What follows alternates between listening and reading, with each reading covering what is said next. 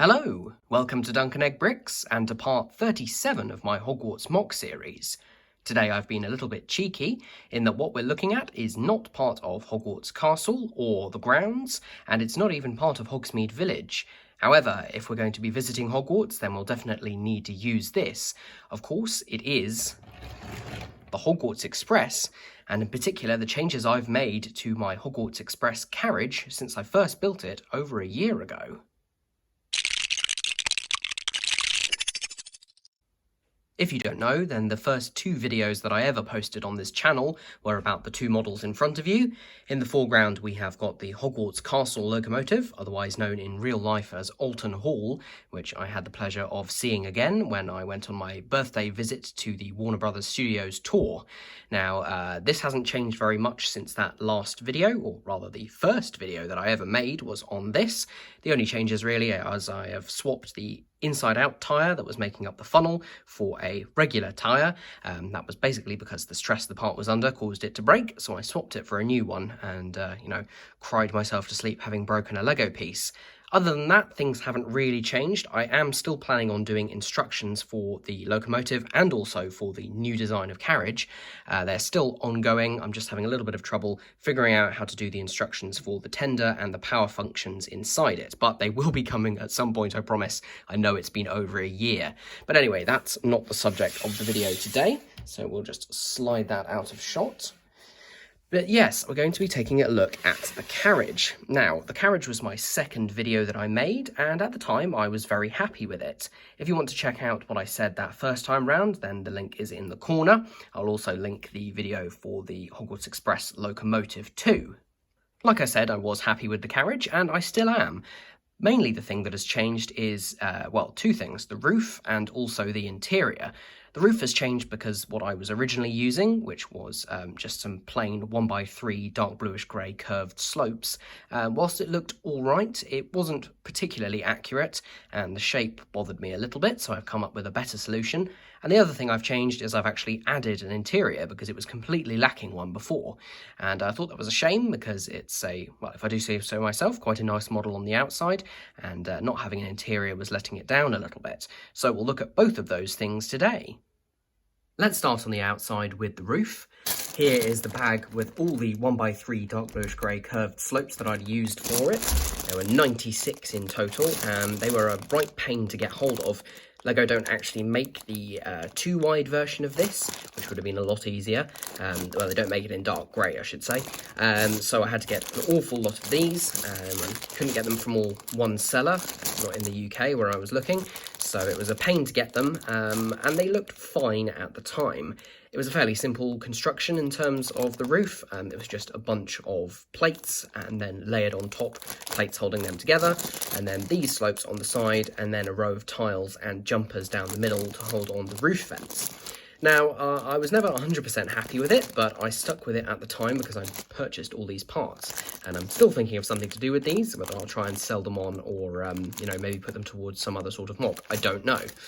But anyway, this is the new version I have made. Now, you'll notice that the curve, if you've gone back and seen that original video, the curve is a lot more, is a lot steeper on the edges, and that's actually achieved through the use of cheese slopes on their backs. These are actually attached to modified plates with the two studs on the side. They're actually running the whole length of the carriage.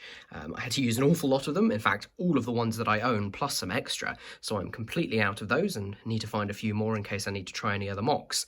However, I'm really happy with the results.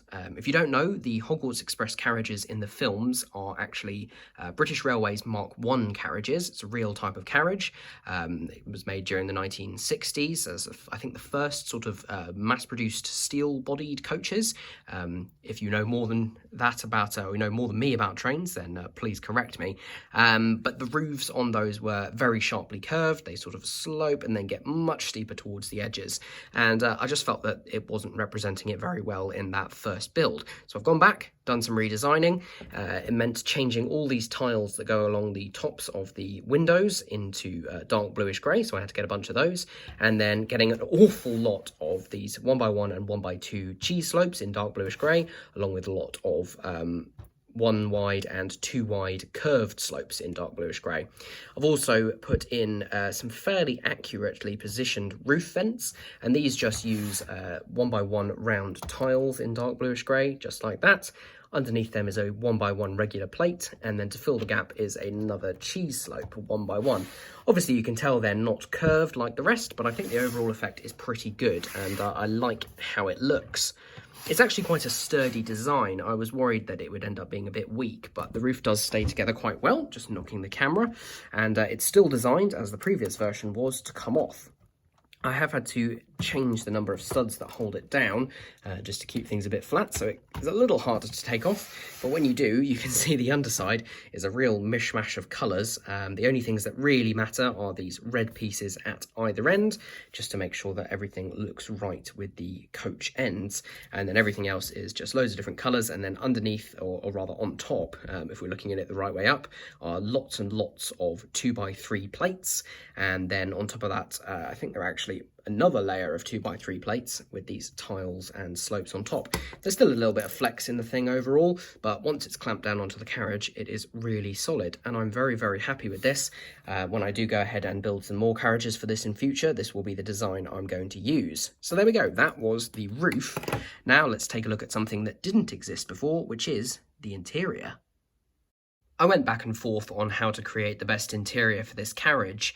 Anyone who's ever built a Lego train knows that they are too narrow, or possibly minifigs are too wide. Either way, it means you're left with not very much space inside. A typical city train is 6 studs wide and therefore has 4 studs of interior.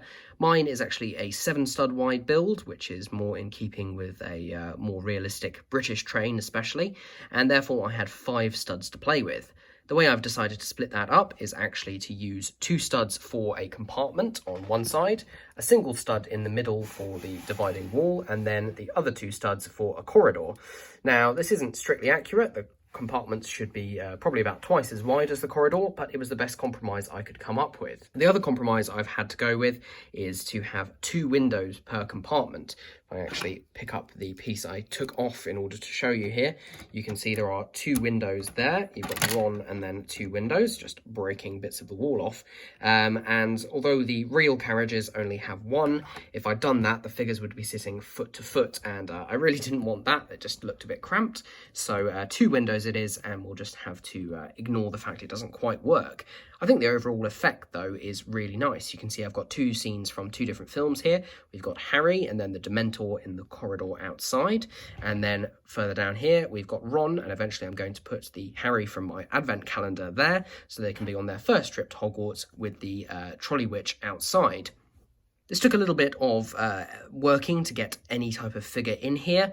The other reason for not having them foot to foot was characters with longer hair than this wouldn't have fitted in at all. This way, using some curved slopes and then plates on the floor there in sand blue, means that figs with short legs can just stand there.